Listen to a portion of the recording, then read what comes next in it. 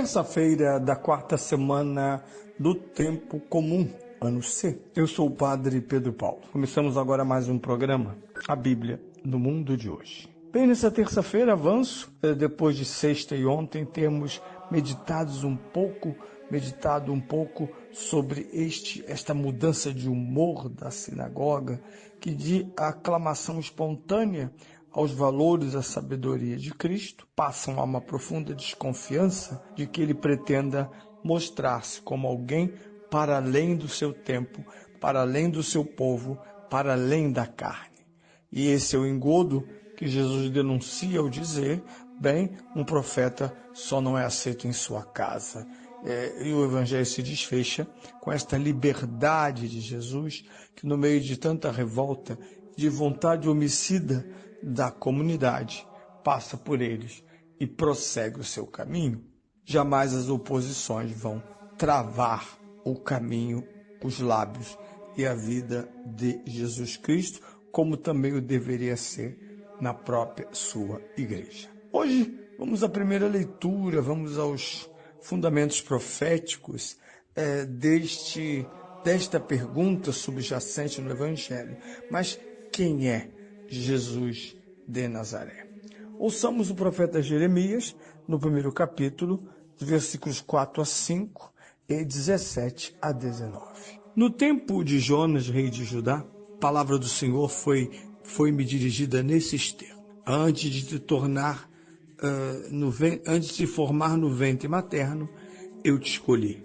Antes que saísses do seio de tua mãe, eu te consagrei e te constituí profeta entre as nações. Cinge os teus rins, levanta-te, para ires dizer tudo o que eu te ordenar. Não temas diante deles, senão serei eu que te farei temer a sua presença.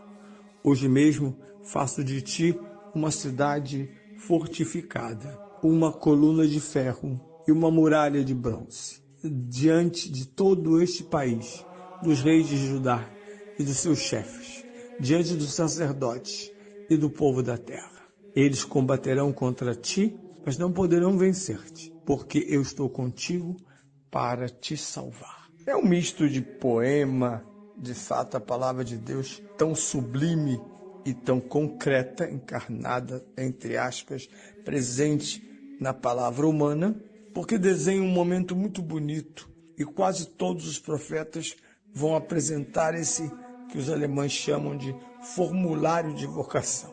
Acho um termo idiota, mas de qualquer forma é um modo de dizer que neste contexto apresenta-se um relato de vocação. Por isso ele tem tanto carinho linguístico, ele é poético, ele tem rimas, ele é caloroso. Trata-se do profeta perguntando sobre si mesmo: quem eu sou? E a resposta é bem rápida: antes de te formar no ventre de tua mãe, eu te escolhi. Antes que saísses do seio de tua mãe, eu te consagrei. Essa rima de duas partes, nessa estrofe com duas partes, insistindo que a vocação predetermina o homem. E quando falo predetermina, não falo da limitação, como uma sociedade escravocrata, em que filhos são escravos porque os pais foram escravos, ou, segundo a monarquia, filhos são reis porque os pais reinavam. Não, aqui essa predestinação é o alcance da vocação e da vida de cada um de nós. Não se trata de escolher depois, fomos escolhidos. A vocação é descobrir de que maneira o Senhor nos escolheu e como dizer sim a esta predeterminação de Deus. Por isso a felicidade humana depende disso. Por isso não fazemos adivinhações, mas quanto mais crescemos na fé e na escuta de Deus, na celebração dos seus mistérios em Cristo, mais o Espírito Santo nos ensina e plasma em nós tudo aquilo que somos. E o que é o profeta? Alguém plasmado por Deus, alguém cingido por Deus para falar em seu nome, no nome dele, para falar com coragem, para falar com desafio. O profeta não pode ter uma palavra tímida, essas super diplomáticas, que por fim não se sabe bem se é diplomática ou se de fato não quer dizer nada. É muito triste, dizia Santo Agostinho, quando os cães não ladram. Ora, cães que não ladram ou não são cães ou não servem para nada. Não falo de roubos e coisas do gênero, assisti nos anos 80, toda essa visão mitificada do profeta. Não se trata disso. Se trata de uma palavra firme. Primeiro porque esta palavra não lhe pertence, não é sua. Ele a diz com parresia, com consistência, exatamente porque esta palavra não vem dele.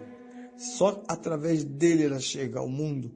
É a palavra do próprio Senhor sobre os destinos do mundo. E uma ordem imediata: nunca temas o mundo. Aliás, é a primeira frase que Jesus emite sempre aos seus apóstolos. O anjo disse à Virgem: não temais. Fobo, de forma alguma temais. O temor muitas vezes significa que queremos medir nossas forças no momento em que a pregação do Evangelho torna-se árida, difícil e, sobretudo, controversa. Mas não, olhem as imagens lindas que Deus dá ao profeta depois de lhe dizer: não temas, porque se os temeres, temerás é a mim. Ele diz três coisas sobre o profeta. Ele diz: quem é o profeta? Uma cidade fortificada. Nós estamos na antiguidade e cidades grandes, portanto, exibiam uma certa riqueza, uma circulação de bens e etc.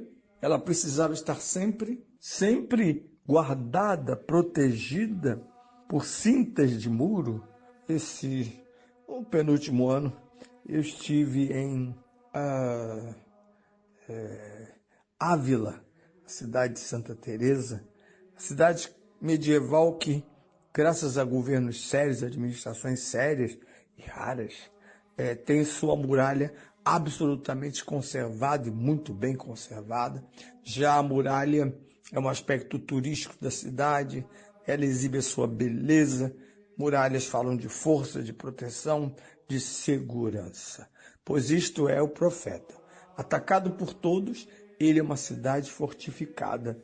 Talvez assim entendamos o fim do Evangelho, que em meio aos protestos e à vontade de matá-lo, ele passa por eles, indiferente à sua incompreensão, e segue seu caminho de profeta e Messias ao mesmo tempo. Outra imagem é a coluna de ferro. Nós sabemos que sob fundamentos ou mesmo em circunstâncias determinadas, colunas de ferro gritam da sua própria imagem que elas são inexpugnáveis, ou ao menos que será muito difícil derrubar essas colunas. Foi Sansão, já perdoado e ungido de novo, que irá abraçar as colunas do templo pagão e não só destruí-lo, como eliminar milhares e milhares de pagãos aos quais ele tinha se entregado graças ao falso amor de Dalila. Pois bem, uma coluna de ferro, uma muralha de bronze. Veja, cidade fortificada, coluna de ferro, muralha de bronze. Todos os sinais da fortaleza, todos os sinais da segurança. Um profeta não pode ser um tímido, porque se for, humanamente, Deus o transformará em um audacioso e prudente pregador. Mas não só pela palavra, sua vida deverá ferir o paganismo. Lembre-se que é muito importante recordar disso. Podemos não falar tanto, não sei, ou se falar muito a nível virtual, mas no dia a dia, nos nossos ambientes de vida, de trabalho, mesmo nas nossas comunidades cristãs, quantas pessoas se queixam, não do que as outras dizem, mas do que elas vivem, o modo com que elas vivem, o modo com que elas lidam, a sua existência mesma é motivo de queixas. Diziam os iníquos, o mesmo profeta Jeremias, sua presença em si nos incomoda. Por fim, uma promessa muito clara, Vão combater-te, sempre, mas nunca te vencerão. Ao que Cristo profetizará sobre a própria igreja de sacerdotes, profetas e reis.